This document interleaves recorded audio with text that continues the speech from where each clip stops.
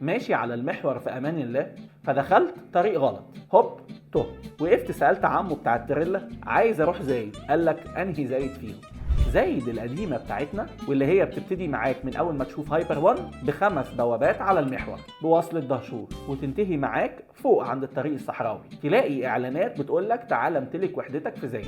بس زايد هنا مش شرط تبقى دي، ممكن تبقى الثوره الخضراء، ودي منطقه جديده على شارع النزهه، اهم شارع في زايد. دخلت كوردون مباني في 2017، ودي بيتقال عليها زايد برضه. او عندك التوسعات الشرقيه، ودي اللي في وش هايبر الناحيه الثانيه، وبيتقال عليها برضو زايد، رغم انها مش تبع زايد لكنها منطقه راقيه وكلها كومباوندات، يمكن احسن من الشيخ زايد نفسها. وعندك التوسعات الشماليه، دي المنطقه اللي في ظهر مول العرب، ودي برضو تبع اكتوبر وبرضو بيتقال عليها زايد، بس فيها كومباوندز هاي اند، وفي نفس الوقت فيها مناطق زي بيت الوطن والاسكان الاجتماعي. واخرهم زايد الجديده، ودي الامتداد الطبيعي بتاع زايد نفسها، وصلة دهشور صحراوي ضبعه. شوف انهي زايد فيهم تلزمك وكلمني.